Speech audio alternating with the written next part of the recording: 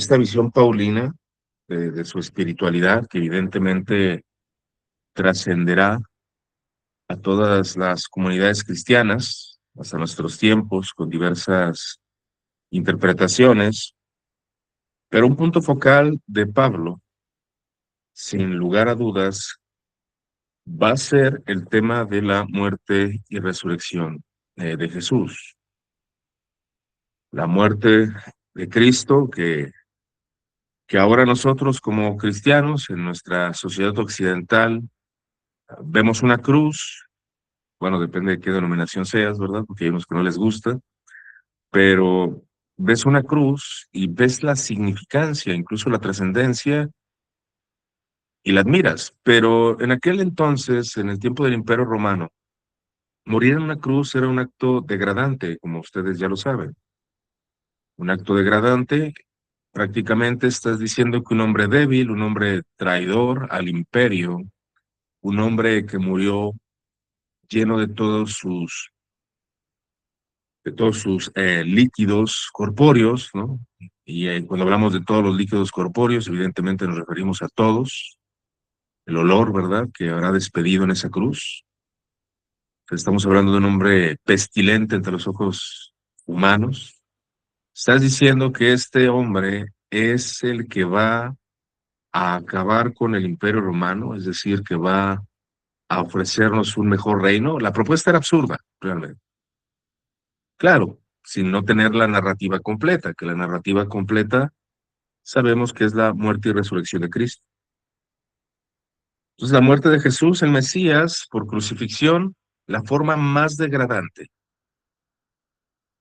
Siempre pongo un ejemplo, quizás que no encaja del todo, pero trato de ponerlo para transmitir la idea, ¿no? Es como si tú me estuvieras diciendo aquí en el centro de Guadalajara, suelen haber vagabundos, ¿verdad?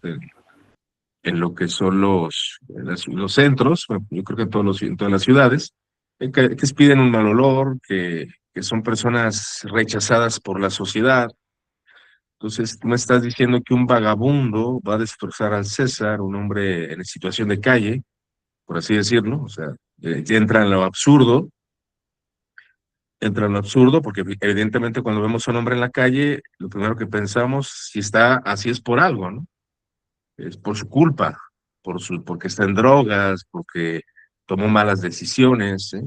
Entonces, cuando vemos a un crucificado, pues decían en aquel entonces, pues, es un hombre que murió por un crimen y la ley romana le juzgó.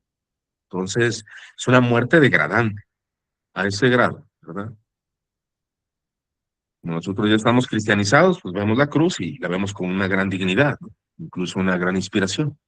Entonces, es una muerte degradante y vergonzosa de pena capital de Roma.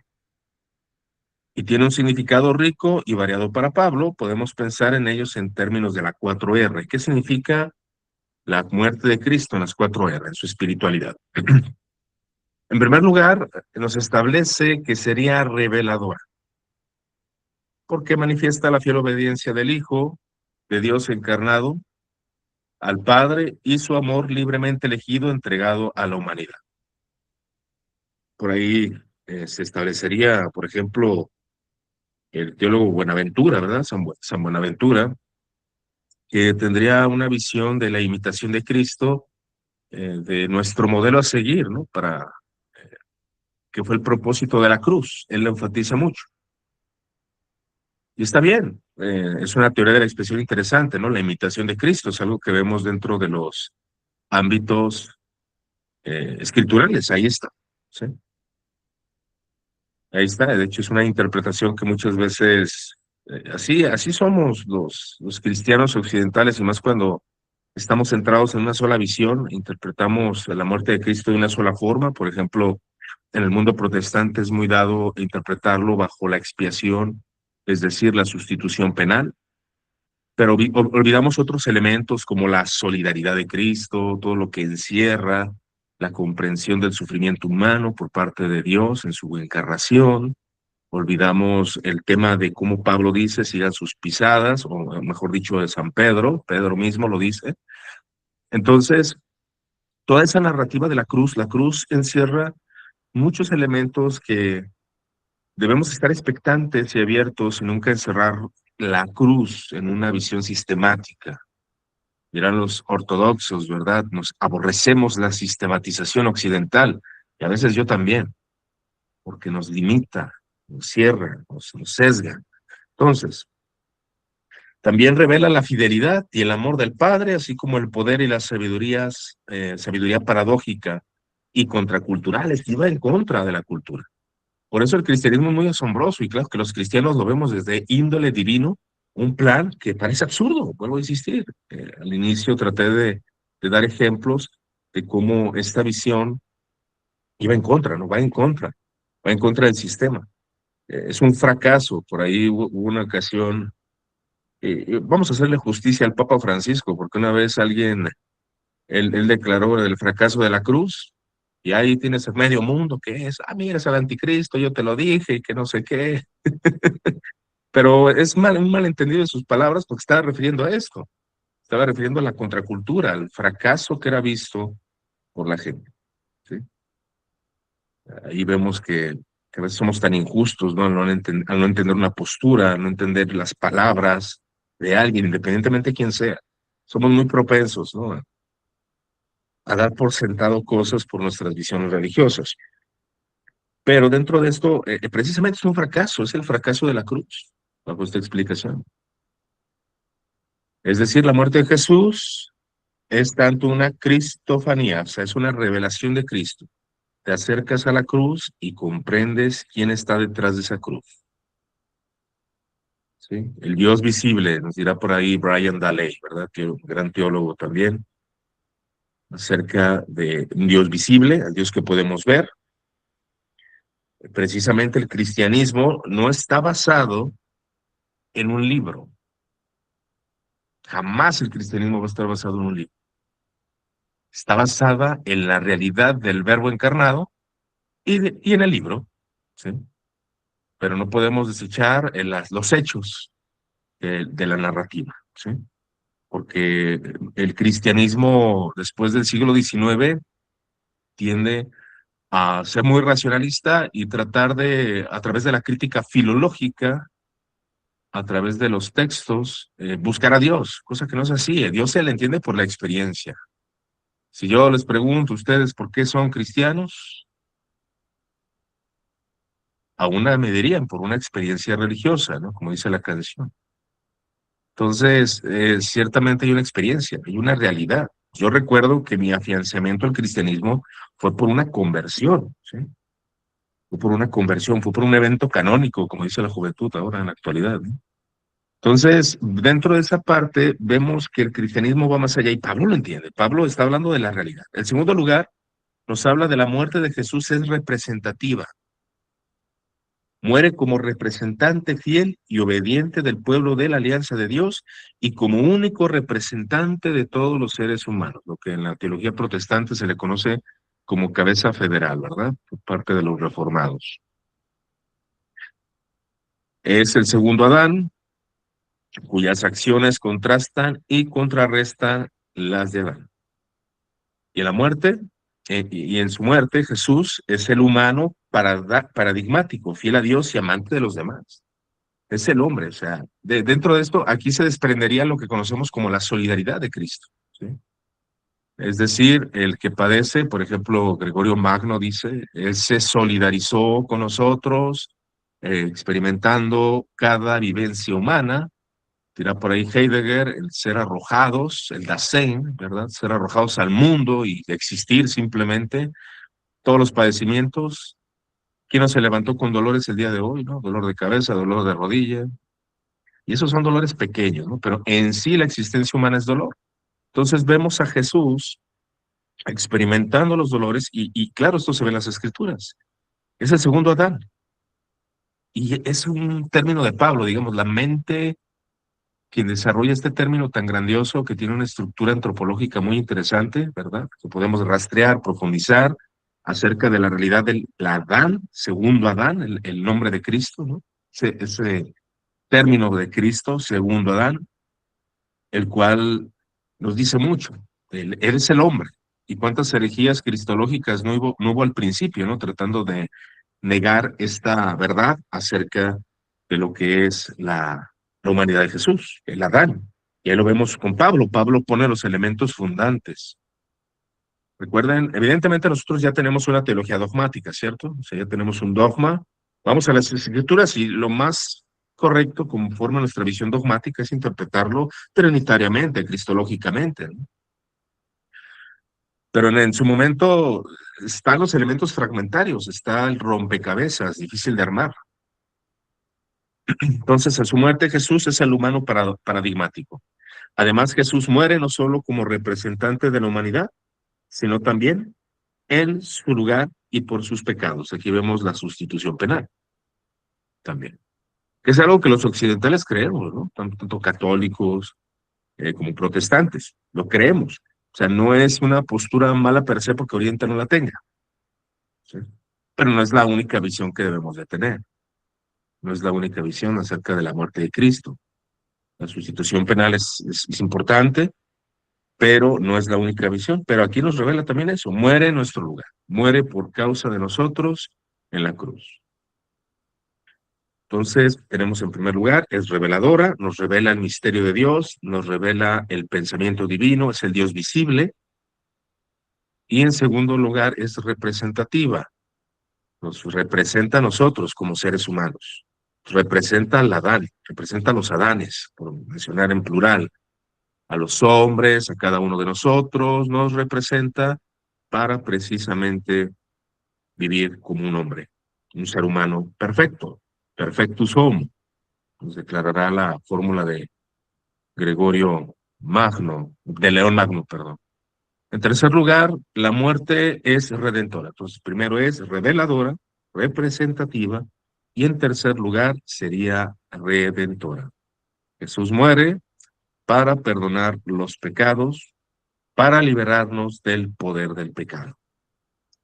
Al menos la construcción que hemos tratado, que tratan los académicos de hacer en cuanto a al pecado, que evidentemente no tiene los términos agustinianos de pecado original, no está en las escrituras, no lo vas a encontrar, pero habla de un pecado como una fuerza cósmica difícil de derrotar, que tiene subyugado a todo género humano, que tiene encadenado a cada uno de los hombres. Él habla precisamente de la esclavitud, ¿no? En Romanos, son terminologías muy comunes, Romanos 3:21 al 26 nos lo dice.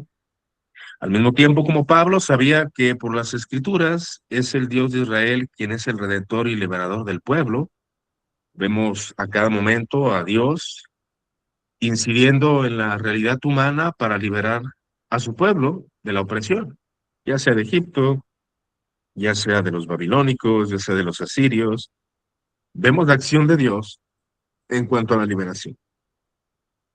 Así que Pablo es el primero en ver el sentido anagógico y espiritual de esa realidad. ¿A qué se refiere la liberación? La verdadera liberación. La verdadera liberación consiste precisamente en la liberación del pecado. Al mismo tiempo como Pablo sabía por las escrituras entonces que Dios liberaba. La muerte de Jesús es en definitiva un acto de Dios. Es Dios actuando en la realidad humana. Por último, entonces tenemos en primer lugar es reveladora, segundo lugar representativa y tercer lugar redentora. En cuarto lugar sería la reconciliación. Por último, la muerte de Jesús como acto tanto de Dios como del Mesías de Dios, pues trae consigo la reconciliación de la raza humana. En la muerte de Cristo, Dios ha actuado para devolver a la humanidad aquello para lo que fue creado, devolvernos el ideal. Ireneo leerá todos estos textos y formula algo que se le conoce como la restauración o la recapitulación. La palabra de su teología es recapitular, recapitular la creación, recapitular todo lo que es, ¿no? Entonces vemos esa visión paulina de restaurar todo lo creado a través de la muerte. Lo que se le conoce dentro de la teología como Christus Victor, Cristo victorioso, ¿verdad? Esa postulación de la expiación me agrada porque te pone a Jesús como alguien que acaba en la cruz a los demonios, ¿no? O sea, tú lo ves desde el índole espiritual. Acaba con todos los demonios, acaba con Satanás en la cruz, lo derrota. Me gusta cómo lo representa la película de la Pasión de Cristo, ¿se acuerdan? Cómo al morir en la cruz, Satanás grita, un grito de derrota, una representación muy buena. Bueno, vemos esa trascendencia en el sentido de la muerte, de la derrota de todos los demonios, pero también de la restauración de la creación. O sea, se restaura la creación con su muerte. ¿Sí? Comienza esa renovación de la creación. Entonces, volvemos al principio fundamental del cristianismo, las relaciones correctas con Dios y con los demás. Diría por ahí, es que el cristianismo a mí se me hace una moralidad sumamente utópica, ¿no? ¿Por qué? Porque nos coloca un ideal que es muy elevado. Pero, como diría por ahí otro hombre, el cristianismo no enseña perfección moral, enseña la búsqueda de la perfección. La búsqueda de la perfección.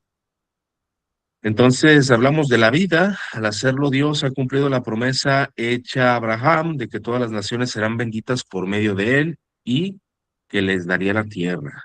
A esa tierra hacía referencia a Dios.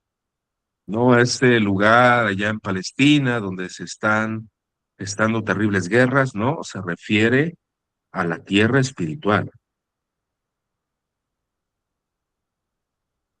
Ok, aquí nos dice Kevin. Eso de las cuatro R se puede abordar desde el estudio de los oficios de Cristo, sí, sí, sí, sacerdocio, como profeta, sacerdote, profeta, etcétera, ¿no? Rey, todo esto se puede hablar desde los oficios de Cristo. De hecho, ahí están los oficios de Cristo, ¿no? El que sea sacerdote, Hebreos nos dice que debe de ser alguien que entienda nuestras debilidades, ¿sí? Alguien que lo comprenda. ¿Qué es lo que hemos desglosado ahí? Pues hemos desglosado el tema de la solidaridad, de toda esta teología que ya estamos hablando, ¿no? Que incluso no están en las palabras de Pablo, pero, o sea, sí están, pero no esas terminologías. ¿Correcto? Gracias, Kevin. Entonces, Dios ha actuado para devolver a la humanidad aquello para lo que fue creada. Por encima de todo, la muerte de Cristo es un acto asombroso de gracia hacia aquellos que son sus enemigos. Personas pecadoras, rebeldes, indignas de tal amor. El amor de Dios, no lo merece. Entonces tenemos esas cuatro R's, que sí, precisamente como Kevin hace esta observación, sí, se puede ver desde los oficios de Cristo, como rey, incluso como rey, pues derrota a los gobiernos que están acabando con la raza humana, con Satanás y los demonios. Dentro de esto, la muerte de Jesús no es un acontecimiento salvador sin la resurrección. Si nos quedamos en la cruz, el mensaje sería incompleto. Hablamos de la resurrección como el acto que reivindica y valida la muerte de Jesús, porque si Jesús queda muerto, pues todo lo que dicen de él era verdad, ¿no? Que era un megalómano, que era un profeta apocalíptico, que solamente estaba exacerbando los sentimientos de la gente, un sectario más, un hombre que levantó una secta al nivel de otras personas, ¿no? De mal nombre. Si la resurrección no es verdad, todo se cae, porque diríamos, es que sería un hombre bueno. Bueno, pues, si es un hombre bueno, pues no tan bueno, porque mintió, dijo que era hijo de Dios, luego también decía que le tenían que amar a él más que que la familia, o sea, quien dice eso en una secta produce aversión, ciertamente, ¿no? Que Nazón Joaquín diga eso, es que tú tienes que amarme más a mí que a tu familia, ¿no? Es aberrante. Entonces realmente ni siquiera sería un gran hombre moralista si Jesús no es Dios, porque estaría mintiendo. O sea, ni siquiera esa narrativa se sostiene, fíjense ustedes. ¿Cómo te voy a amar a ti más que a mi padre? ¿Quién eres tú? Solamente un profeta apocalíptico loco. Imagínense ustedes, ¿no? Qué terrible sería si él no fuese Dios. Pero la resurrección derrota todos esos argumentos. Valida que que él es Dios, que él es Dios, que él realmente es digno de ser adorado y amado. porque lo es Dios. Sin ella, Jesús simplemente sería otra víctima crucificada y un posible Mesías cuya muerte revela la victoria de Roma. Roma ganó. Diría por ahí al rey Marus que el cuerpo de Cristo fue tomado por sus discípulos al no poder emocionalmente con ese dolor. Y curiosamente la gente compra esas narrativas como wow, ¿no? O sea, las compra de la crítica textual racionalista, que claro, la crítica textual es necesaria, pero esta crítica que trata de desprender las cuestiones sobrenaturales, por eso decimos, el cristianismo no se basa en textos, se basa en una realidad del verbo encarnado, ¿sí? Se basa en la experiencia religiosa, escuchar religiosamente, sería un término que precisamente utiliza el Vaticano II, que me parece muy bueno, escuchar religiosamente. ¿Por qué? Porque cuando el cristiano escucha la palabra, está escuchando con fe y por la trascendencia y la virtud del Espíritu Santo, entiende que esto es verdad, ¿sí? No hay en ella perdón de pecados, ni vida eterna, ni siquiera un propósito para la vida que no sea el placer hedonista. Es que si esto no es, pues nos podemos permitir ciertas cosas, ¿no? O sea, si el cristianismo no es verdad, pues nos podemos permitir ciertas cosas, ¿no? Un poquito nomás, porque no soy tan inmoral como para irme hasta allá, ¿no? Pero nos podríamos permitir ciertas cosas, cierta moralidad, cierta ética, nuestro paradigma y magisterio seríamos nosotros. Bueno, que no difiere mucho de la realidad actual, ¿verdad? Pero, pero dentro de esa parte vemos que se caen muchas cosas y Cristo no resucita, ¿sí? Aunque Pablo puede decirse a no conocer más que un Mesías crucificado, también quiere que todos reconozcan al Jesús crucificado, es ahora el Señor resucitado, el Dios resucitado, el resucitado, ¿no? Es un término que utilizan mucho algunos teólogos, que simplemente la palabra debería decirnos mucho, ¿no? El resucitado, el que se levantó. Fue exaltado, vive entre su pueblo por su Espíritu Santo, ¿sí? Vive en su pueblo por el Espíritu. La vida del Espíritu, como diría, me gusta cómo lo expone Gregorio Nacianzo, de que en el principio el Padre se reveló. Se reveló el Logos, pero de una manera un poco oculta y oscura, ¿no? En el Antiguo Testamento.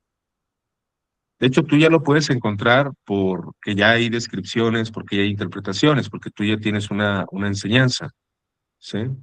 Entonces, tú lo puedes encontrar en el Antiguo Testamento, pero se revela el Hijo en el Nuevo Testamento. El Espíritu Santo se revela, pero tampoco tan claramente en el Nuevo Testamento, ¿sí? Quizás alguno dirá, es que yo lo veo claramente, leer las Escrituras solamente basta. Es que tú ya tienes una enseñanza, por eso ya lo puedes leer, ¿sí? Muchas veces subestimamos eso, ¿sí? La enseñanza que se nos ha transmitido, ¿sí? Entonces, pero el Espíritu Santo también tardó mucho tiempo para que se le reconociera como igual al Padre, ¿sí? Y al Hijo, hasta Constantinopla primero. Y Gregorio Nacianzo nos dice, pero el Espíritu que vive entre nosotros nos ha capacitado para entender que es Dios.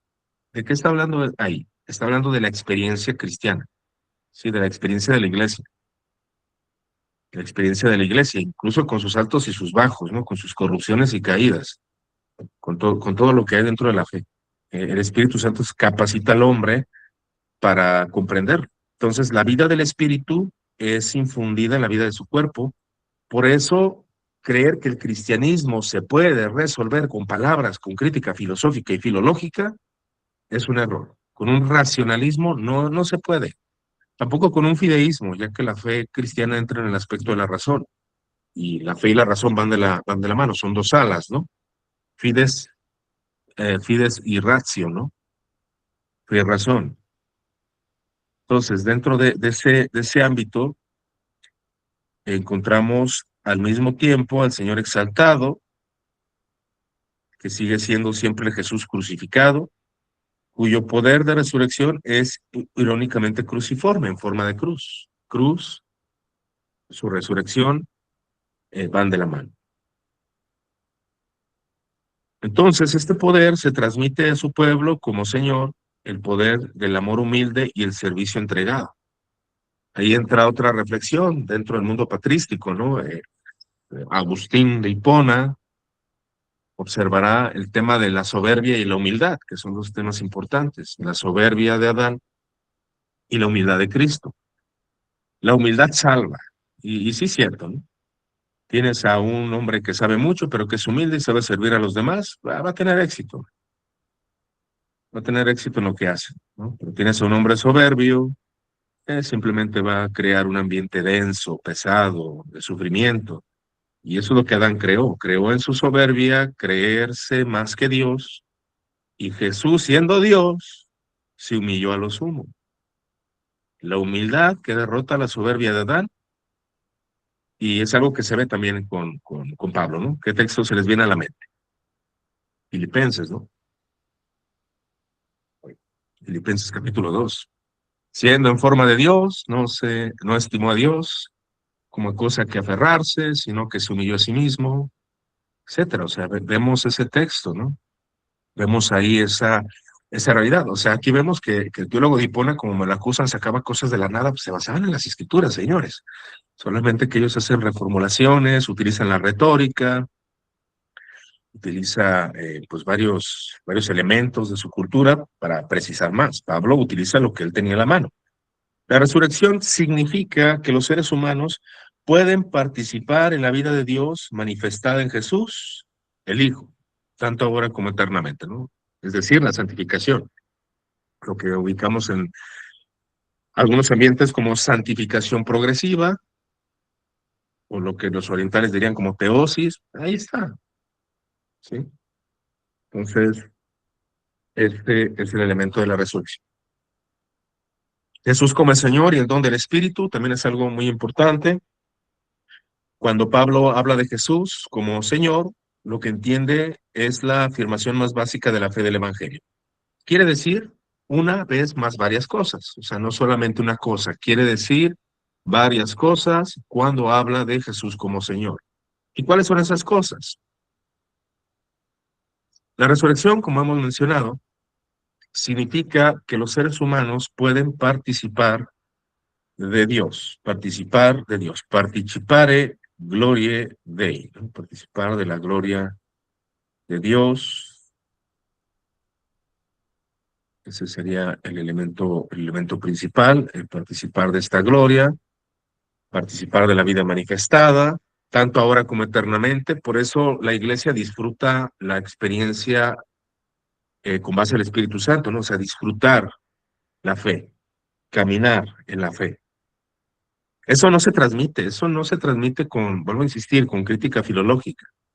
Eso es una experiencia, es la experiencia religiosa.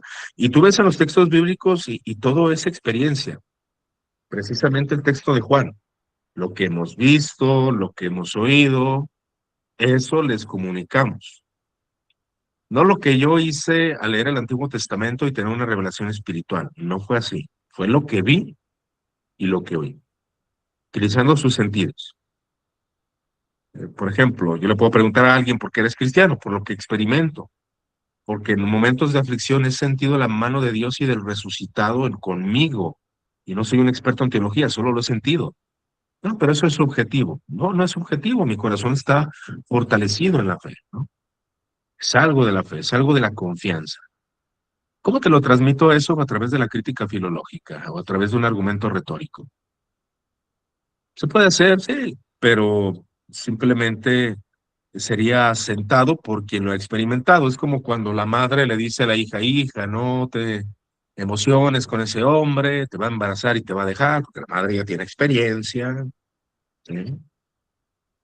Y resulta que pasa lo que dijo la madre, se vuelve a repetir el ciclo del ser humano. ¿Qué le faltó a esa niña?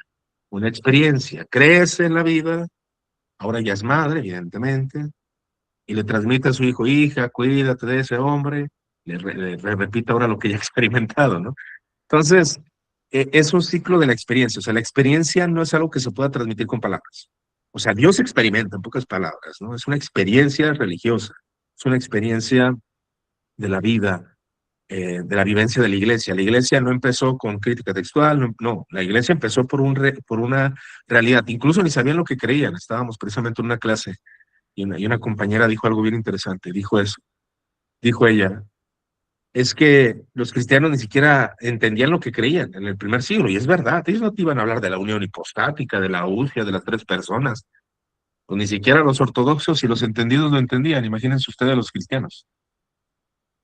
Comprendían ciertas cosas, que era Dios, sí, pero ¿cómo es Dios? ¿Cómo hay una unión hipostática? Hay dos fisis, hay dos voluntades, dos télesis o una télesis. Pues claro que el cristiano de a pie no te iba a decir nada, o sea, es que el cristiano de pie no te iba a explicar esas realidades trascendentales. Entonces vemos en Pablo precisamente eso, ¿no? Vemos la participación de la vida de Dios que se adquiere por la experiencia. En segundo lugar, Jesús es aquel a quien la gente debe recurrir para obtener la salvación. Eso lo sabemos, es la persona a la cual. En tercer lugar, Jesús es digno de obediencia. Invocarlo y confesarlo como Señor significa prometer lealtad a su camino de fidelidad y amor. Y ahí va un punto bien interesante, ¿no?, que nos dice aquí el profe Ramsés.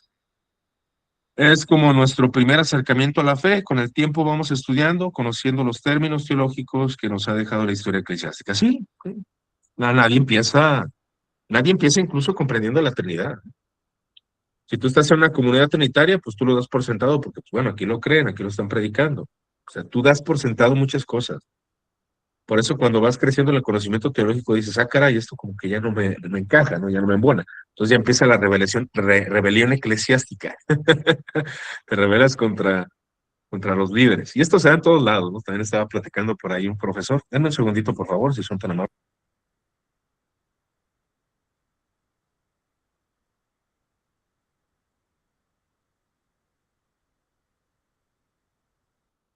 Gracias. Me está diciendo el profesor precisamente que los jesuitas son muy dados a lo que es ser muy buenos en obras de caridad, muy buenos, o sea, son buenísimos.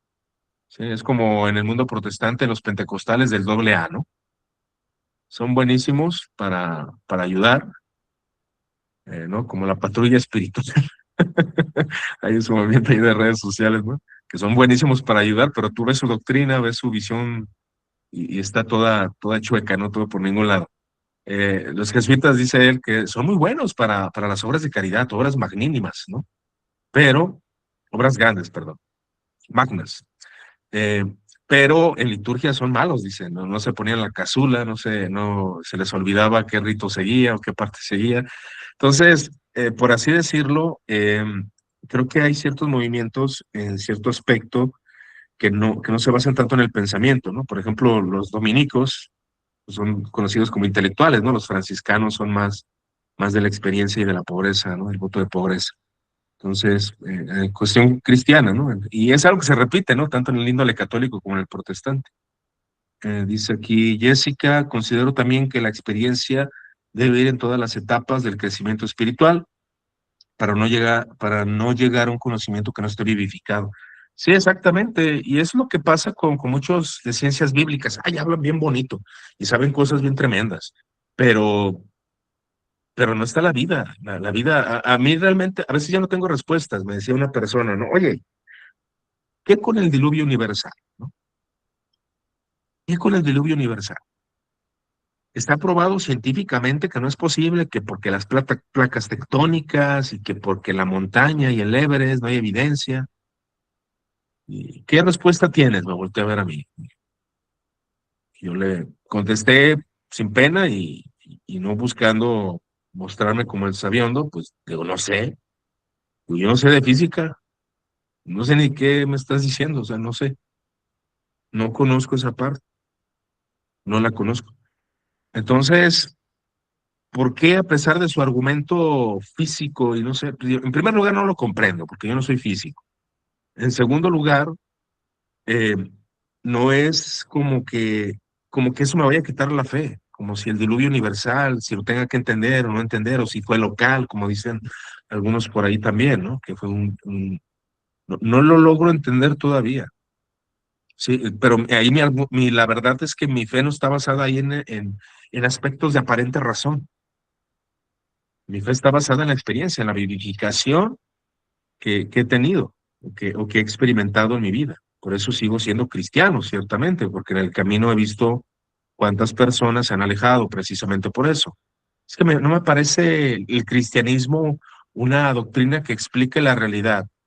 Entonces yo le digo, tú explícame la realidad, si me convence tu realidad, y ya empieza con términos y lo que yo veo es vaciedad, ¿no? En su forma de ver la vida, dentro del índole ateo, ¿no? Entonces, bueno, eso va parte fundamental del tema de la fe, es la fidelidad y el amor.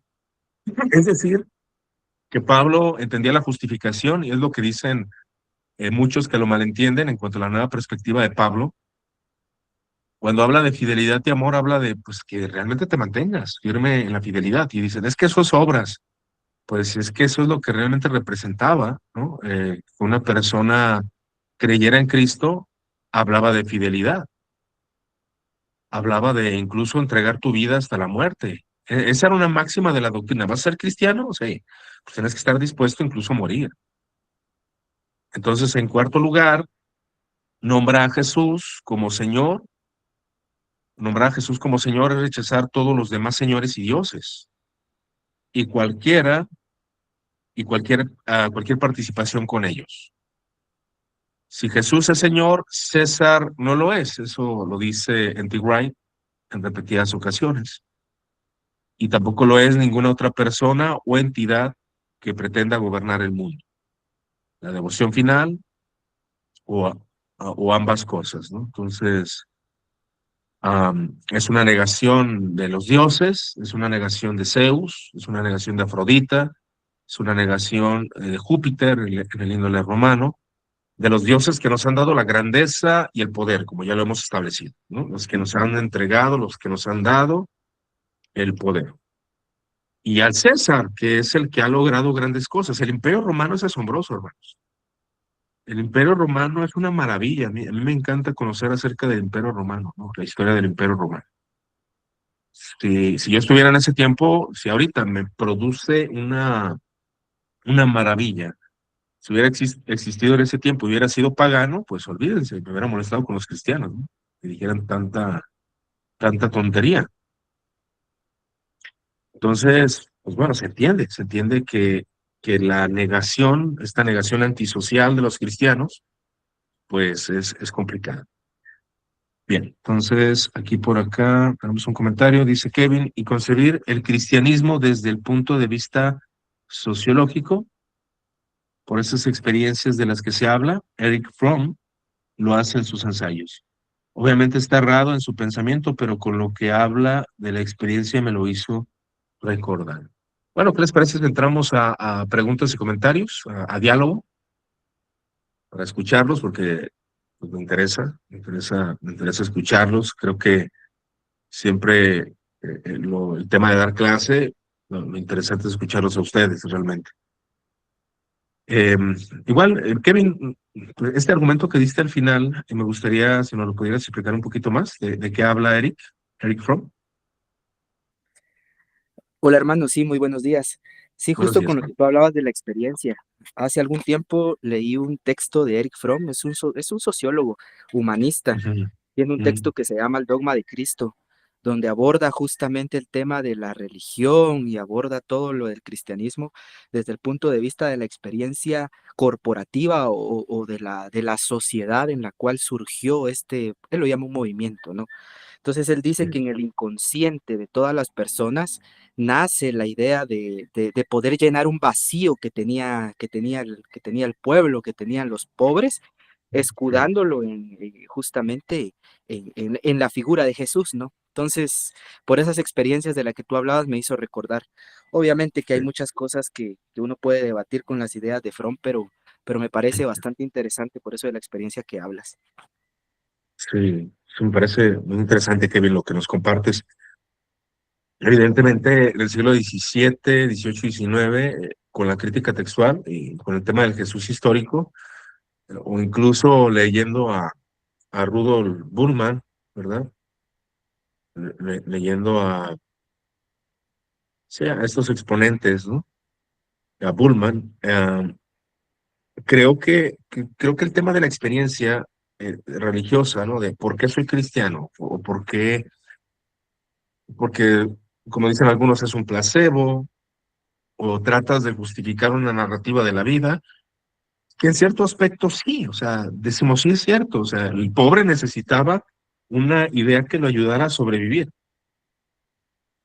Nosotros la necesitamos tener una narrativa de vida, un sentimiento de trascendencia religiosa. Por eso también en gran parte somos cristianos. O sea, podemos decir a Eric ciertamente, pero también decimos no lo único. O sea, no es una idea subjetiva, paga, que nos haga mantenernos en la fe, sino que nosotros creemos que es una idea objetiva, una realidad. Estamos en la comprensión y en la búsqueda de la verdad, ¿sí? Dios es real y Dios ha llenado ese vacío que tenemos en la vida, el sentido.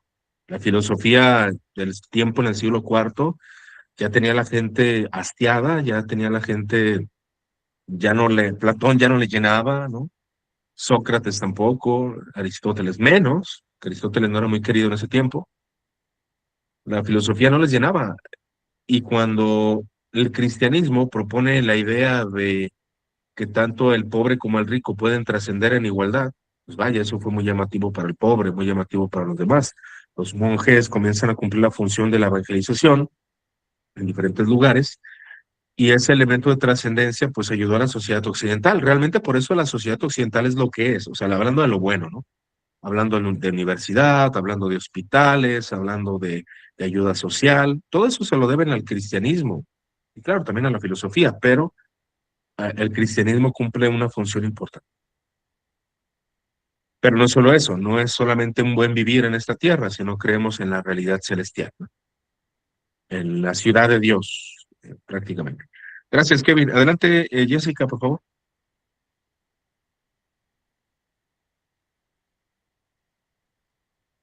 Hola, buenos días. Sí, hermano. Hola, buenas. Híjole, creo que hay, sí, ¿me escucho? Sí. Creo que aquí hay un tema que es muy interesante que ha tenido relevancia ya estos últimos años en relación a la experiencia y justamente al conocimiento teológico. Creo que ya era una conversación muy pasada por lo que dice. Sin embargo, mucho se nos ha dicho de regresar a los fundamentos y justamente tener un fundamento sólido, es decir, no solamente una experiencia, como lo acaba de comentar ahora, que no tenga una base y que no pueda ser, no sé si decirlo así, verificado. En ese sentido, creo que para quitar toda esta parte errática, y hay un concepto en literatura que se llama pacto de ficción, y el pacto de ficción tiene que ver precisamente ese acuerdo que hay entre un lector, entre un autor de una obra, y se da, y a nosotros, hablando de cristianismo, lo relaciono porque para nosotros es justamente esa fe, es justamente eso que lo que decía Pablo, ¿no? Te comienza y aunque de alguna manera no se comprende en la totalidad racional, sabes que es verdad, sabes que es así. Y entonces, justamente ahorita con lo que comentaba, mm, el pacto de ficción tiene que ver con que yo creo una historia, en este caso literaria, en este caso una historia inventada, sabemos que esto no lo es, pero creo una historia en cristianismo, creo una historia de la verdad de, de un dogma, creo que soy cristiano y entonces hay ciertos elementos que me hacen creer y que tienen que llevar esa lógica. Y justamente era lo que decía ahora, ¿no?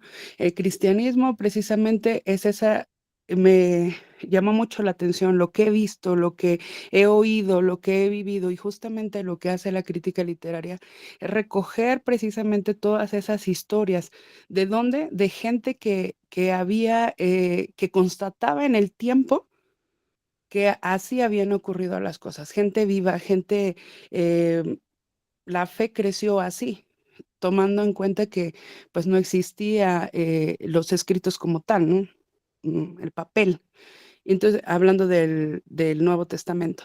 Entonces, justamente, no sé, ahorita que está retomando toda esta parte, me hace justamente todo eso sentido en el hecho de que hablando del pacto de ficción, las reglas que están en esa historia, las reglas que están no deben salir de ella, justamente es eso. Sí tenemos que ser cristianos morales, sí tenemos que tener un conocimiento firme y fundamentado, pero también me llama mucho la atención la experiencia. En diversos sectores se deja bien de lado por lo que dijo usted hace rato.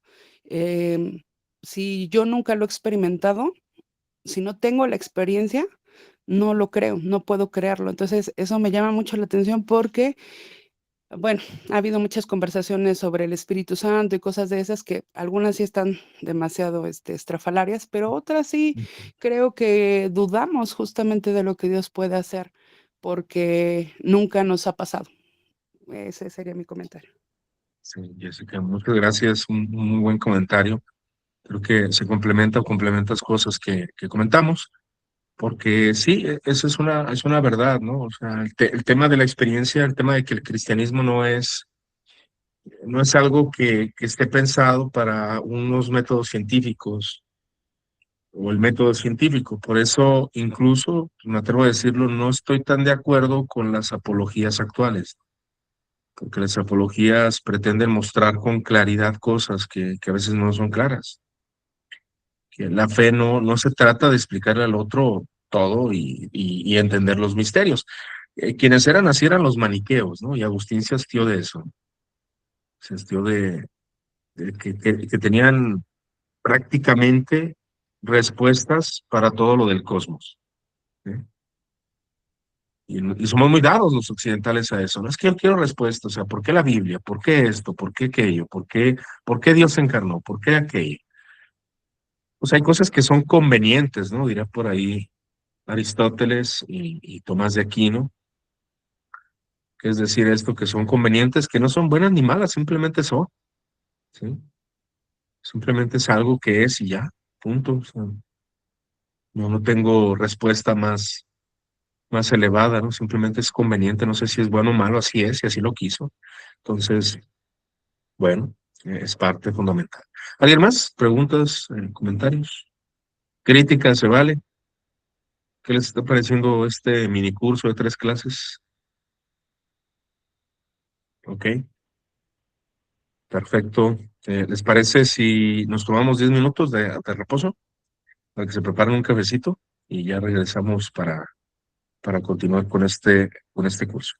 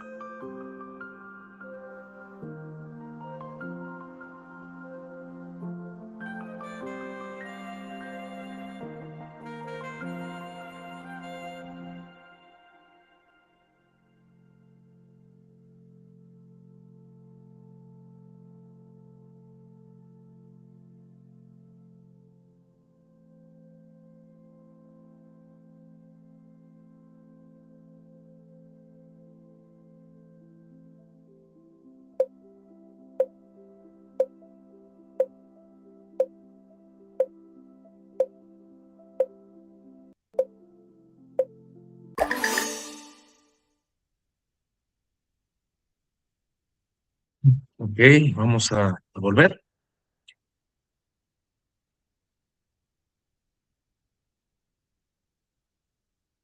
Vamos a continuar entonces con esta visión paulina. Entonces, dentro de la acción de la muerte de Jesús, Jesús es el clímax precisamente de las promesas de Dios. O sea, todas las promesas del Antiguo Testamento cobran sentido en Jesús. Y como diría Agustín, y estoy de acuerdo con él, la verdad sí estoy de acuerdo. A mí, yo no leería de puro placer las genealogías de números, ¿sabes? Yo no las leería por de placer, la verdad que no. Hay muchas cosas del Antiguo Testamento que la verdad me aburrirían, estoy consciente. Si no veo a Cristo, la verdad, voy a bostezar. Una vez le pregunté en un seminario a unos estudiantes, pero pues no, pues cómo van a decir que la palabra de Dios les aburre, ¿verdad? Entonces, pero pues de placer no voy a leer números, no voy a leer muchas partes de la Escritura, realmente. Si no encuentro a Cristo, y es lo que dice Agustín, o sea, sin Cristo el Antiguo Testamento se vuelve sin mucho sentido para nosotros. La maravilla de que estás leyendo y que de algún lado vas a encontrar a Jesús, yo creo que es lo que mantiene viva la llama de la experiencia de la lectura del Antiguo Testamento, leer, a buscar a Cristo en la Escritura.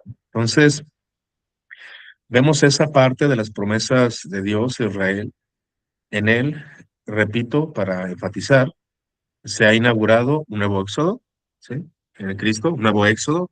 La historia del éxodo cobra mucho sentido al ver que la nube es Cristo el que le está guiando al pueblo de Israel.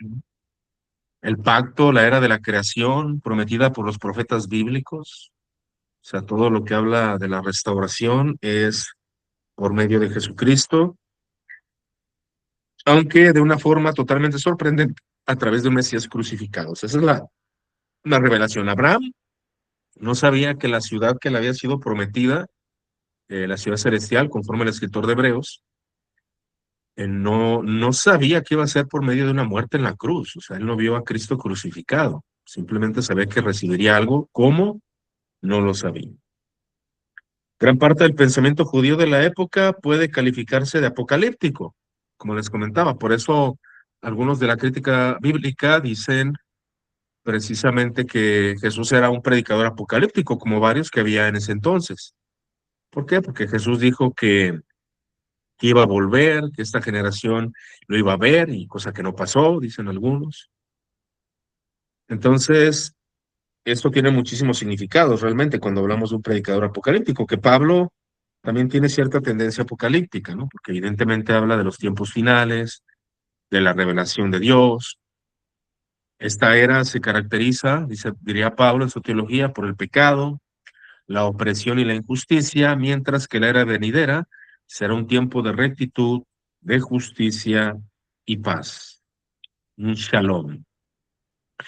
Y estas serán radicalmente diferentes de la rectitud, la justicia y la paz que ofrecía el Imperio Romano a través de su opresión y subyugación. Porque el Imperio Romano, como hemos insistido en el Evangelio del César, era una propuesta que sigue siendo la misma propuesta de ahora, pero estamos conscientes bajo este ideal de que el tener riqueza, poder y esclavos no nos produciría la felicidad total, ¿sí? No sería, no alcanzaríamos la vida eudaimónica, la vida beatífica con lo material. El Evangelio ofrece todo lo contrario. Ofrece, claro, rectitud, justicia y poder, pero un poder diferente, una grandeza diferente que Pablo se encarga de explicarle. Cristo afirma con valentía, la nueva era ha comenzado, pero aún no está aquí en plenitud, que es la famosa visión de la escatología, el ya, pero todavía no. ¿Sí? El ya, pero todavía no. La obra salvadora de Dios llegará a su conclusión final, o telos, en la parusia. El telón, ¿verdad? Se va a cerrar el telón, se tendrá la parusia, la revelación del verbo de Dios, viniendo, y esto no significa ni la retirada de la iglesia de este mundo, como en la nación popular del rapto, ¿verdad? Ni la destrucción del mundo, más bien la parusia señala serie de acontecimientos escatológicos como la resurrección de los muertos o el juicio final y la derrota del enemigo final de la humanidad, la muerte. También señala la restauración de todo el cosmos a la integridad prevista de Dios, que ese es el Evangelio en parte dentro de esta índole. O sea, dentro de la índole de la restauración de todas las cosas, que es un elemento fundamental dentro de la teología de Pablo.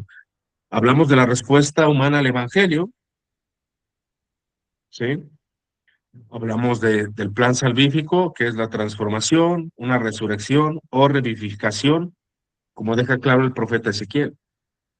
Pablo, evidentemente, basaba todas sus estructuras de pensamiento en el antiguo pacto.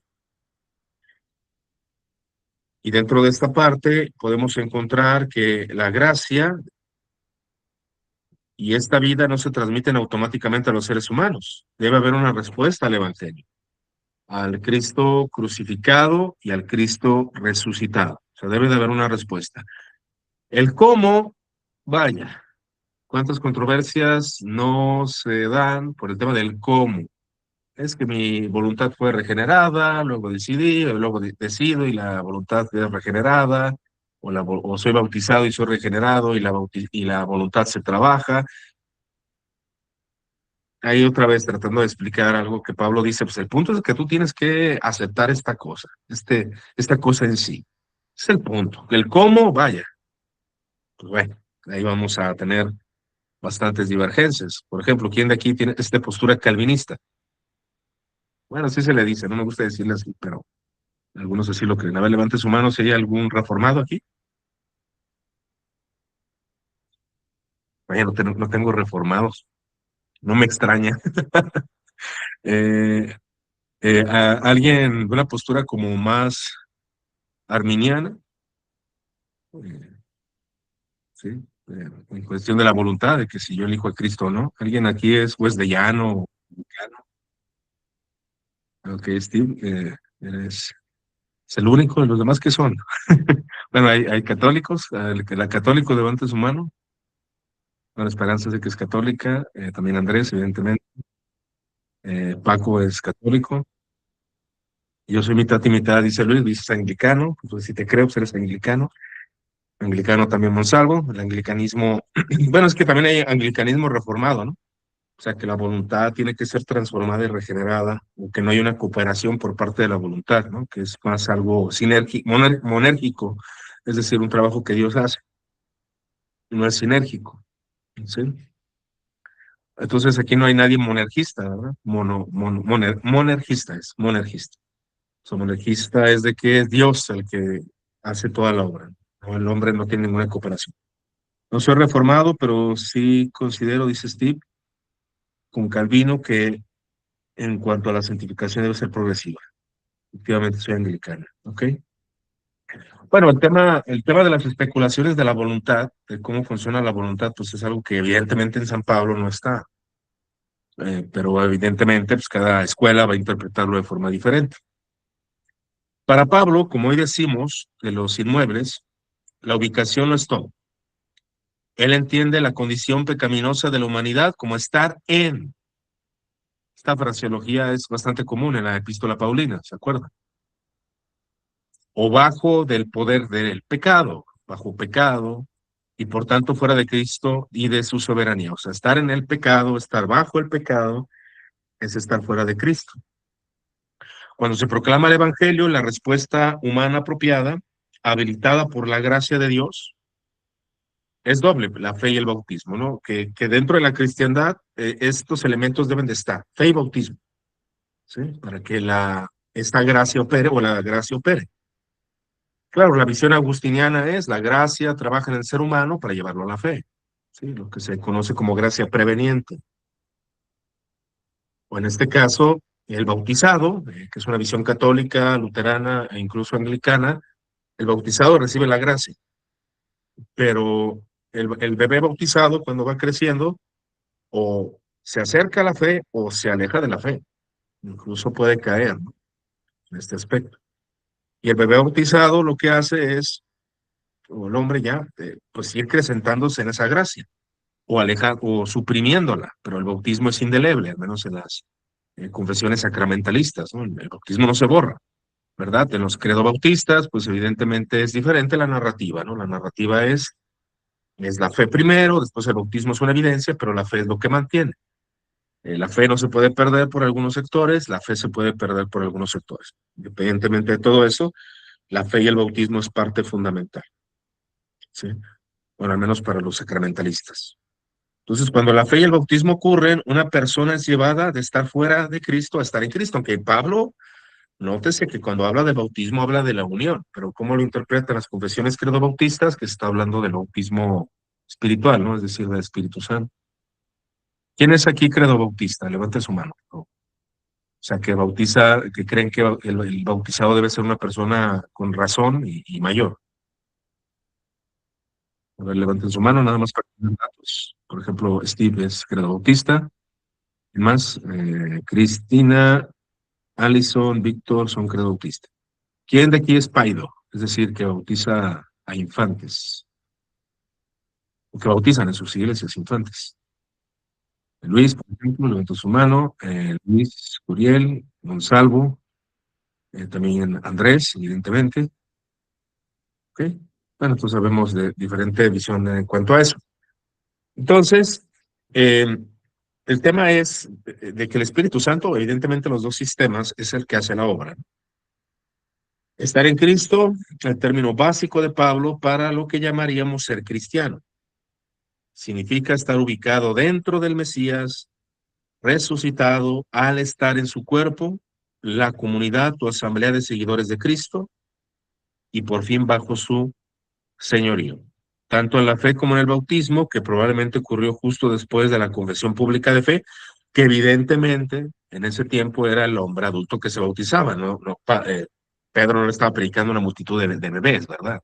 Eran hombres mayores, eh, que de hecho el bautismo se entiende bajo los dominios de la comunidad del pacto, es decir, bajo lo que vienen siendo los padres cristianos, o sea, para un bebé cristiano, para un bebé de una familia cristiana, ¿sí?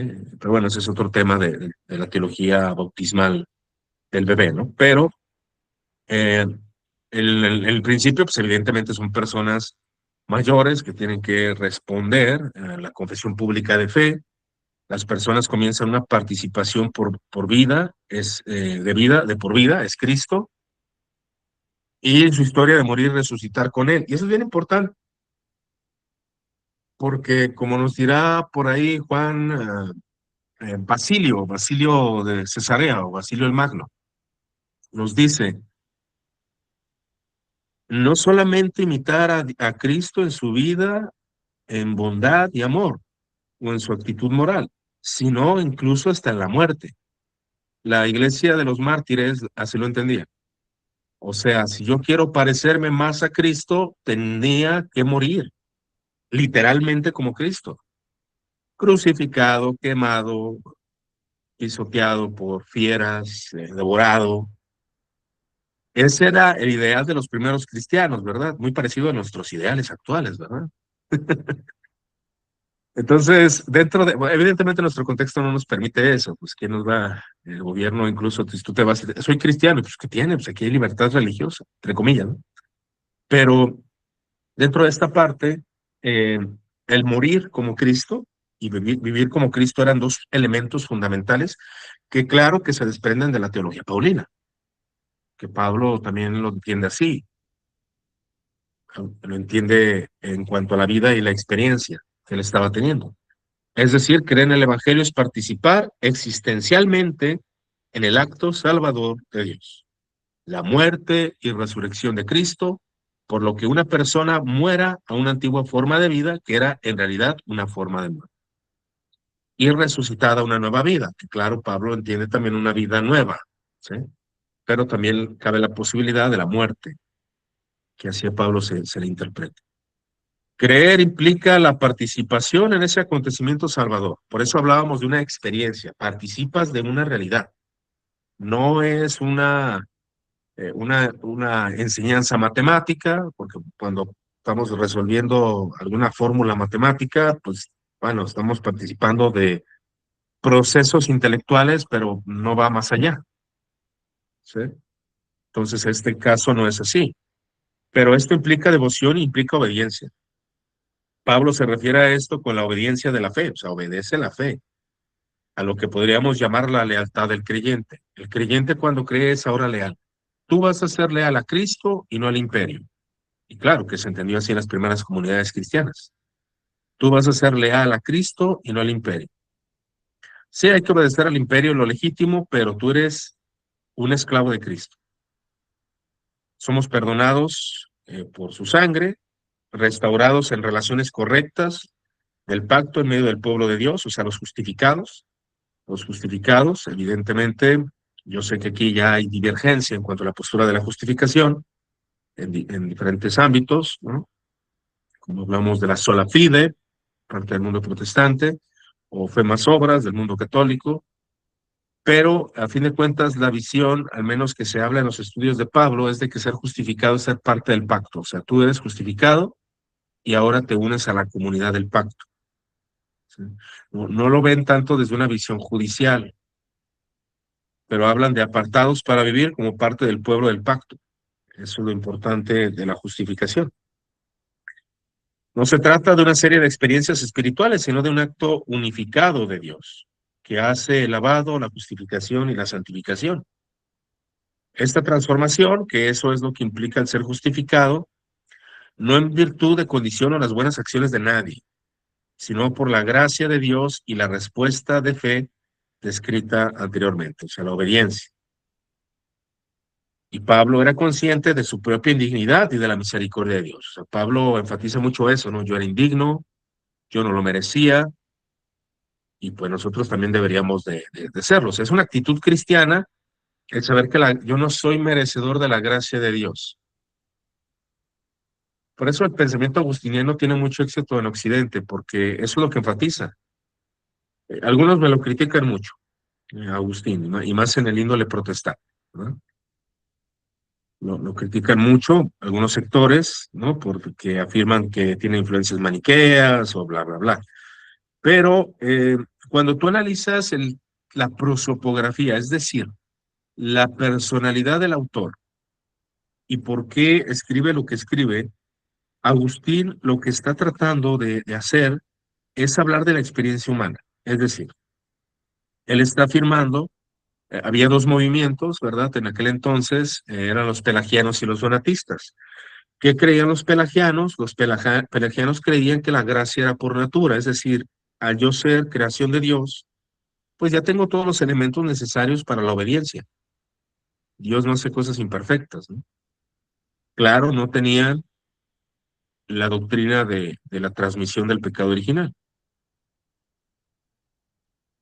Y en el caso de los donatistas, enseñaban que por la propia fuerza podrían llegar a ciertos ideales y deberían de tener cierta perfección ante los males, es decir, no cometer pecados graves, porque ellos no tenían una visión penitencial, o sea, alguien apostataba de la fe y olvídate, ya, se acabó. No hay manera de que te pueda introducir de nuevo a la iglesia. Si tú eras obispo y negaste la fe, que pasó precisamente años antes de que el cristianismo fuera legalizado, el donatista decía que cualquier obispo que hubiese dado palabras, sacramentos, eran inválidos. Su ordenación era inválida, ¿sí? No servía ya.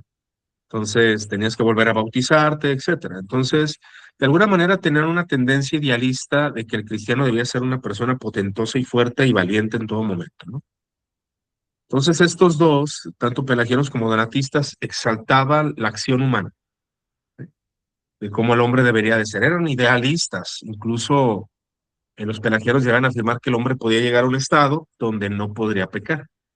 Agustín lo afirmó un tiempo, pero él decía que por la gracia, pero ya después dice, es imposible en esta vida alcanzar una perfección tan suma.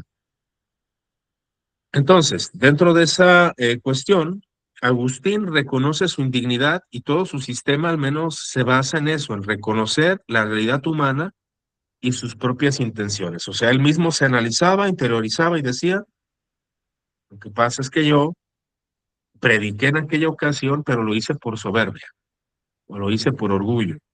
Lo que pasa es que yo ayudé a esa familia, pero lo hice porque tenía interés en que me dieran algo. Entonces, él interioriza en el tema de las intencionalidades y se reconoce precisamente lo que es, un hombre que tiene indignidad. Pero también es un gran extremo decir soy un ser indigno, una basura y un gusano, cuando también hay un trabajo y una obra de Dios en los seres humanos, ¿sí? Entonces Pablo era consciente de eso, tenía conciencia de eso. Los creyentes, los fieles, son ahora parte de una nueva creación, rehecha, perdón, para las vidas en rectitud o justicia piadosa. Ellos están llamados a dejar la idolatría, la inmoralidad y la injusticia para experimentar la vida abundante por la que fuimos creados. Ahora estamos en relación con Dios en tres personas, con el Dios uno y trino. ¿Sí? Como aprendería a decir la teología cristiana, somos los hijos del Padre, Abba, Romanos 8:15, Gálatas 4:6, miembros de Cristo y de su cuerpo, la iglesia, la asamblea de los que están en Cristo, el templo del Espíritu Santo, tanto individual como corporativamente. O sea, es una obra trinitaria, ustedes pueden ver. Por eso no podemos negar a ninguna de las tres personas, porque negaríamos la obra de salvación. Negar la Trinidad es negar la obra de redención. Y ahí está la Trinidad plasmada. El Padre envía al Hijo, el Hijo se encarna, muere en la cruz, envía al Espíritu Santo, nos santifica. ¿Sí? Y no es de que estemos en el Espíritu, Pablo no dice eso, dice están en Cristo. No es que el Cristo envió al Espíritu o el Padre envió al Verbo, pues claro que lo envió. O sea, hay distinción de personas, distinción de operaciones en el mismo tiempo. No que el Padre se vuelva el Hijo y que el Hijo se vuelva el Espíritu. No, pues qué gran herejía. Digo, uno la niega por ignorancia y dice cosas tan tremendas como que es un Dios de tres cabezas. Pues una ignorancia bastante grande, pero realmente negar la Trinidad es negar la esencia de la salvación. Negar la Trinidad es negar todo el sistema, todo se cae a pedazos. Porque ¿quién amó al Padre? Pues a nadie, pues a sí mismo. El Padre se ama a sí mismo. La Escritura no lo dice así. El Padre ama al Hijo. ¿Sí? Entonces, encontramos que Pablo tiene una visión trinitaria. Y aquí yo voy a meter un término que no tiene nada que ver, pero me gusta meterlo porque me gusta cómo se escucha, ¿no? Que es evidentior trinitas, es decir, evidencia de la Trinidad. Agustín lo utiliza para hablar del tema del alma y la evidencia trinitaria, pero yo lo quiero usar para decir que hay una evidencia de la Trinidad, evidentemente. ¿Sí? Exactamente. La negación de la Trinidad es una racionalización de la fe. Entonces cae en un mal. Entonces el Espíritu Santo proporciona dones para el bien común de la iglesia, produce frutos o virtudes semejantes a las de Cristo, que precisamente esa es la salvación, ser adaptado a Cristo, y une a la comunidad en la fe, la esperanza y el amor, para dar testimonio fiel, incluso frente a la oposición. La iglesia es una familia de hermanos y hermanas, hombres y mujeres, esclavos libres, gentil y judío, que era algo sumamente revolucionario, ¿no? De poder encontrar esa parte de una relación de hermandad fuera de otra identificación. Según el teólogo anglicano N.T. Wright, Pablo veía a la iglesia como un microcosmos, es decir, un pequeño universo, que es verdad, él veía que las iglesias eran comunidades de transformación, comunidades que están siendo transformadas para que transformen el mundo. Lo que vuelvo a insistir, Ireneo tiene una visión paulina muy grande. Ireneo de León precisamente habla de que la iglesia participa en la transformación de las cosas por la vía sacramental, ¿sí? Es decir, por el bautismo, por la predicación, entre otras cosas, por la fe. Las comunidades van siendo transformadas, las comunidades, la humanidad va siendo deificada, bueno, aunque Ireneo no tiene ese término realmente, pero vemos esto, vemos es un pequeño mundo, no simplemente como una alternativa a la actual, es una casa de campo para los cansados de la vida en la ciudad. Y eso sería hermoso, y eso es lo que debería ser la iglesia. La iglesia debería ser un lugar de descanso, no de carga, no de pesadez, sino que nosotros, cansados del trabajo, de los malestares de la vida, vamos a la iglesia y somos más cargados, ¿no? Es que tienes que guardar el día así, hacer esto, hacer aquello. No, realmente la iglesia debería ser un lugar de descanso. O sea, el día de reposo es para reposar, no para ser cargados en que, ay, no hagas esto, no compres esto, no estés con tu familia. Cosas de esa índole, ¿no? Que se da mucho en muchos sectores religiosos. No, realmente el descanso para los cansados, para los que están pues enfadados de la sociedad del ruido, la sociedad del cansancio, como dice este famoso filósofo coreano católico, ¿no? La sociedad del ruido, la sociedad del cansancio, de que pensamos que siendo más productivos, siendo más, tenemos más cosas, bueno, es que está bien, creo que hay ciertos elementos que se deben de entender, pero descansar, reposar es necesario para el cuerpo, para la vida espiritual, como el prototipo de lo que vendría, cuando toda la tierra se llenaría de su conocimiento y gloria, de su justicia, de su paz, de su alegría, de la vida beatífica, la vida eudaimónica, la vida feliz. En la actualidad parece que tenemos que precisar qué es ser feliz, a ser gozoso, ¿no? O tener el gozo, que algunos tratamos de distinguirlo porque, es que el gozo es en Dios, la felicidad es el sentimiento pasajero. No, la felicidad precisamente es un estado. El término de la felicidad, evidentemente la palabra pues ha tomado muchas connotaciones negativas, por eso tenemos que precisar a qué nos referimos con felicidad, pero la felicidad precisamente es lo que Dios da, o sea, lo que proviene de Dios, la plenitud en Dios. Esa es la verdadera felicidad, no las adquisiciones materiales, un sentimiento de alegría, nada más, o un sentimiento que ahí está, ¿no? Sino que la felicidad va incluso que es intermitente, ¿no? ¿Por qué? Porque participas de ella, aunque no la puedes alcanzar plenamente en esta tierra. La felicidad es un estado, no tanto una emoción, ¿sí?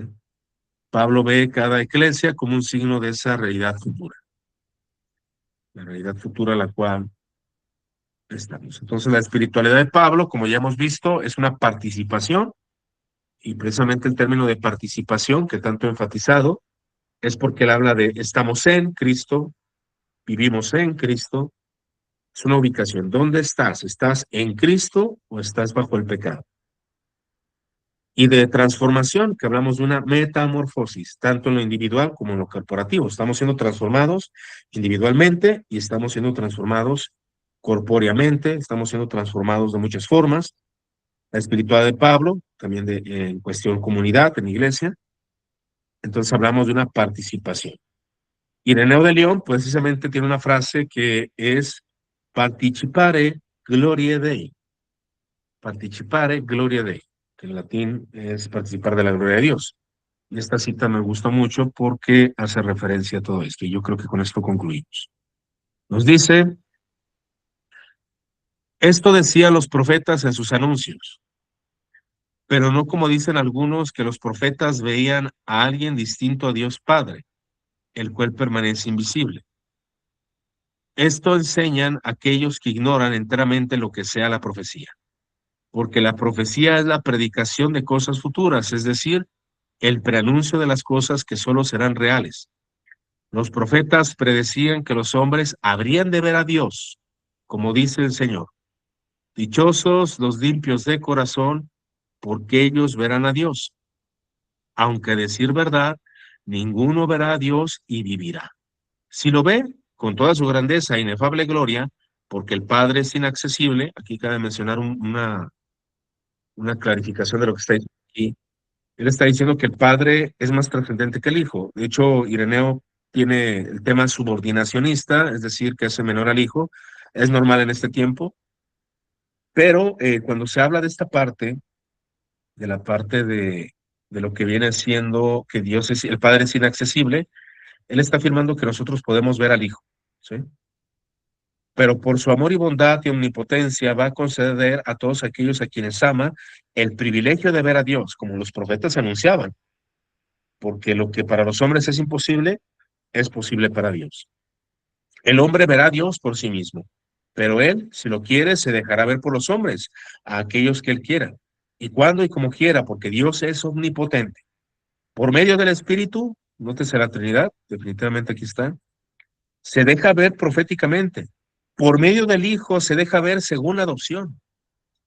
Se hará ver según la paternidad en el reino de los cielos. Se ve primeramente por el Espíritu te lleva al Hijo, y el Hijo te lleva ¿a quién? El Padre. El Espíritu prepara al hombre para el Hijo de Dios, y el Hijo conduce al Padre. El Padre concede la incorrupción para la vida eterna, que cada uno le viene con la visión de Dios. Pues así como los que ven la luz están en la luz y perciben su claridad, así también quienes ven a Dios están en Dios y ven su claridad. Y la claridad de Dios da la vida, es decir, quienes ven a Dios tienen parte en la vida. Por eso, el que no puede ser abarcado, comprendido ni visto, concede a los seres humanos que lo vean, lo comprendan y lo abarquen.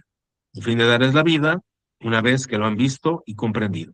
Así como su grandeza es insondable, así también es inefable, por lo cual a la vida da la vida a quienes lo ven, porque vivir sin tener la vida es imposible. La vida viene de o por participar de Dios. Y participar de Dios es verlo y gozar de su bondad. ¿Y cómo lo vemos? El Espíritu nos lleva al Hijo, el Hijo nos lleva al Padre. El Hijo nos revela al Padre, precisamente. Entonces habla de un crecimiento en conocimiento, de que vemos al Hijo palpablemente, lo vemos corpóreamente. De hecho, él utiliza en textos más adelante, eh, los limpios de corazón verán a Dios, ¿verdad? Y cuando se refiere a los limpios de corazón, se refiere a los cristianos, evidentemente, que ven a Cristo, porque Cristo es Dios, ¿eh? Bien, entonces aquí concluimos, de alguna manera vimos algunos elementos de la transformación, precisamente el Evangelio de Cristo, que conlleva todo esto, toda esta transformación, que va en contra del Evangelio del César. Pero vamos a ver si hay preguntas, comentarios, qué les pareció, perdón, esta inducción que vimos de Pablo. Me gustaría escucharlos. ¿Alguien tiene algún comentario, pregunta, duda, crítica? ¿Se vale? Adelante, Luis, por favor. Sí, tres cosas. Y primero, me pareció una inducción muy buena, excelente. La verdad la disfruté muchísimo. Mucho conocimiento, cosas que yo definitivamente desconocía a pesar de los años que tengo estudiando las Sagradas Escrituras.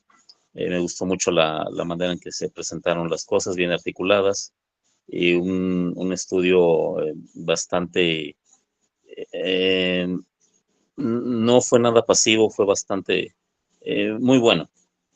Entonces, la verdad, disfruté mucho. Ya espero tener la oportunidad de ya en un momento más tranquilo disfrutar de estas tres presentaciones para escucharlas nuevamente y seguir y disfrutar un poco más del curso. Así es de que pues muchas gracias por el tiempo, por la dedicación, por el profesionalismo. Y por otra parte, un punto que me gustaría comentar, ahorita que se habló acerca del bautismo. Soy de las personas, aún como anglicano, estoy a favor del bautismo de adultos. No me parece mal. Si yo hubiera tenido un hijo, creo que hubiera preferido que él tomara la decisión de bautizarse, porque en mi experiencia fue algo que yo decidí, que yo viví, disfruté y me hubiera gustado. Sin embargo, no estoy en contra del bautismo de niños. De hecho, yo como presbítero ordenado, se ha bautizado a niños, se ha bautizado tanto niños como adultos. Entonces, digamos que una característica del anglicanismo es esta vía media en la que no es uno tan dogmático con ciertas cosas y tenemos esa parte, ¿no? De que si la Biblia no condena el bautismo de niños, no hay por qué hacerlo nosotros. Así es de que, sin embargo, sí tengo un poquito más de preferencia por el bautismo de adultos, lo cual no implica que esté peleado con el bautismo de niños. Y finalmente, una pregunta. La semana pasada nos platicaba sobre, hablando del tema de la muerte, usaste la expresión de esa reverencia hacia la muerte. Y aquí realmente lo que me gustaría es, quiero entender la idea, sin embargo, a veces suele pasar que entre la feligresía o personas son así como que se agarran de un texto bíblico y lo quieren agarrar a rajatabla estrictamente literal, como cuando la Biblia nos dice, el apóstol San Pablo nos dice en Corintios, que la muerte es un enemigo. Entonces, si una persona lee que la muerte es un enemigo, ¿cómo concilio el asunto de esa parte reverencial que tiene la muerte? Esa sería mi pregunta y con eso ya cierro mi comentario y nuevamente muchas gracias. Mira, un mal, y yo estaba hablando, esta semana hubo una controversia religiosa. O sea, ¿saben qué pasó? ¿Qué rito tuvo la Iglesia Católica? Que hubo ahí todo un tema, más que nada por los protestantes de polémica, ¿alguien lo sabe? Digo, no voy a defender la práctica ni mucho menos. Digo, no, es otro tema, pero si alguien sabe qué pasó por ahí en redes sociales, que se estuvo compartiendo mucho, un rito, tiene que ver con un cráneo. Oh, Ok, sí, no sé. sí, Ya, hermano, te el ubicaste, rito, ¿no? la veneración a las reliquias de La parte de un, reliquia.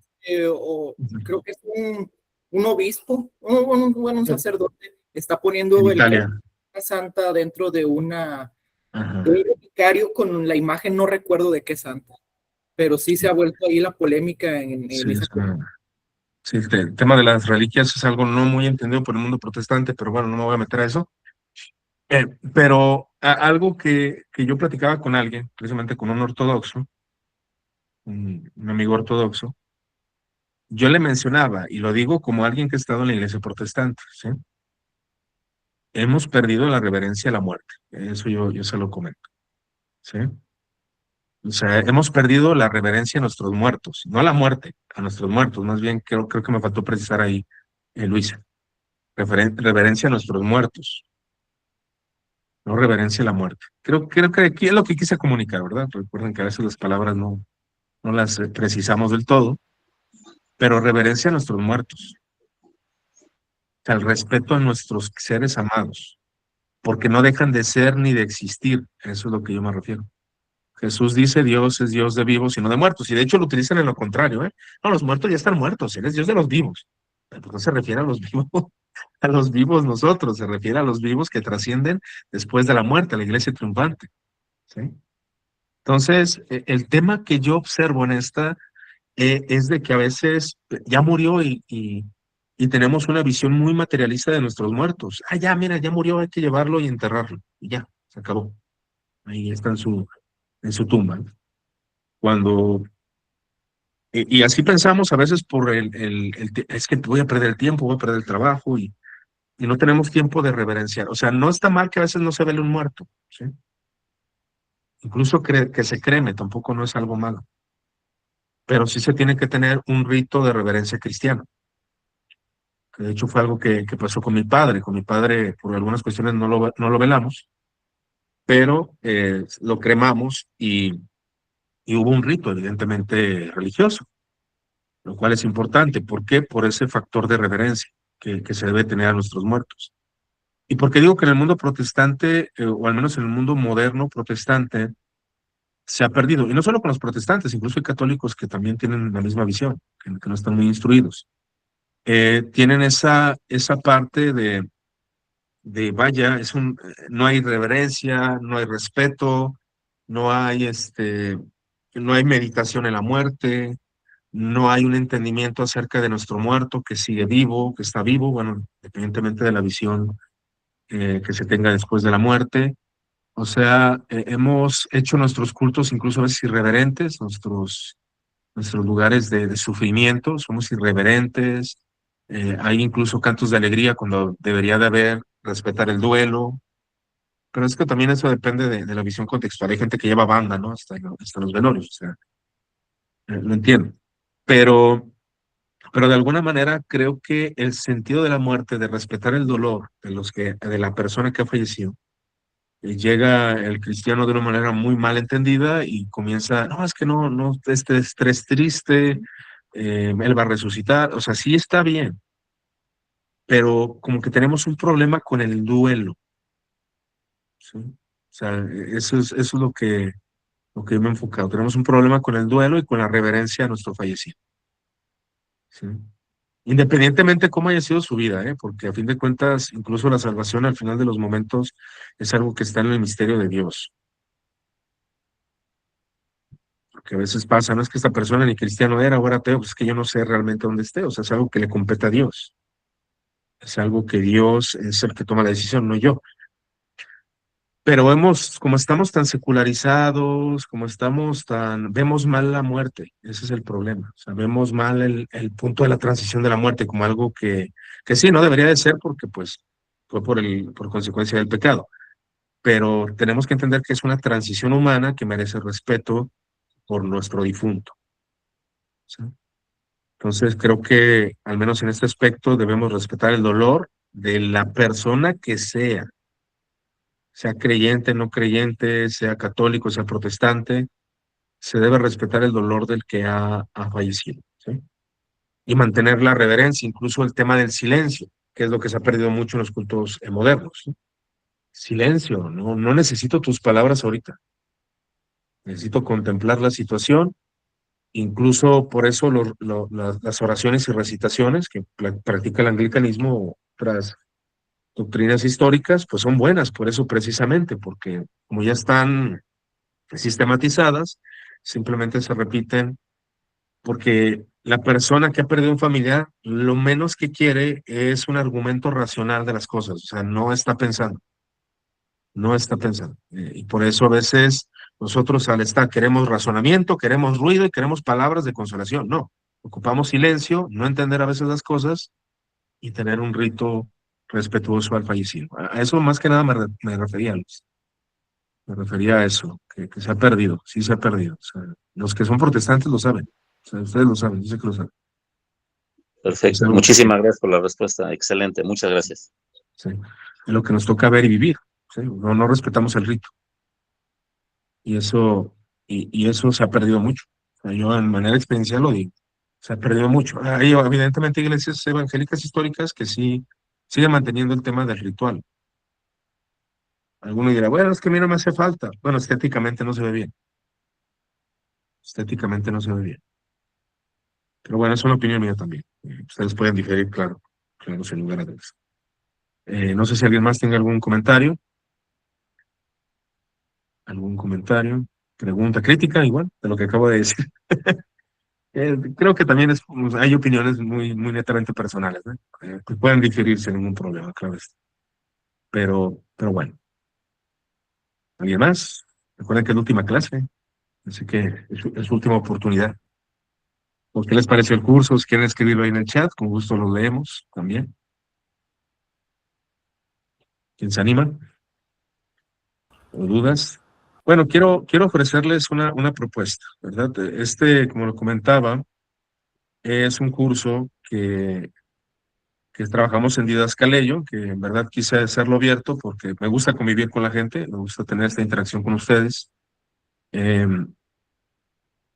pero pues implica algo de trabajo, ¿verdad? De hecho, como les comentaba por ahí, este es un curso que son 16 clases, fíjense ustedes, que prácticamente es la epístola a los romanos. Nosotros vimos lo que es la sesión 1 de la introducción, vimos la sesión 2 de la teología espiritual de Pablo. Esta se abrió en dos. La sesión 3 precisamente es el Evangelio del Hijo de Dios y son 16 clases hasta llegar al capítulo 15 de lo que es Romanos, ¿sí?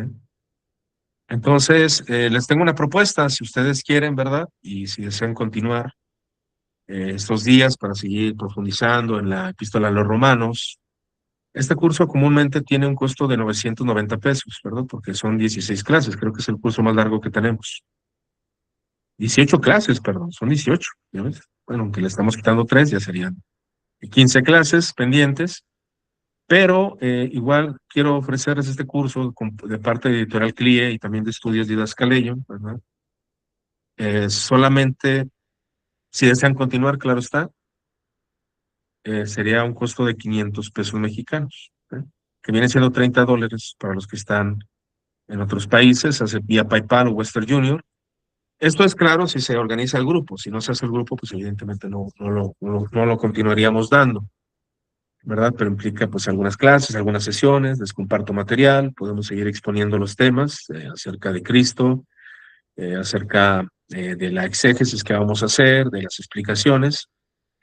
Entonces, si ustedes lo desean y se forma el grupo, pues podemos seguir continuando, ¿verdad? Si no, pues yo creo que aquí finalizaría, pero si ustedes desean continuar en este curso, pues les proporcionaría esta parte. Igual si desean participar y dicen, oye, ¿sabes qué? Ahorita no hay recurso, igual pues, pueden escribirme y podemos verificarlo, ¿sí? Entonces, ¿quién se animaría? Por ahí Cristina ya se animó. ¿Quién se anima? Para saber, igual para saberlo, si se juntan 5, yo creo que lo hacemos. Cristina estaría, pues, parece que de acuerdo, ¿sí? ¿Quién más? ¿Quién más se apunta? Vamos a ver si se apunta alguien más. Digo, a lo mejor. Digo, si hay problemas, por ahí Esperanza parece que se apunta. Y ya van 2.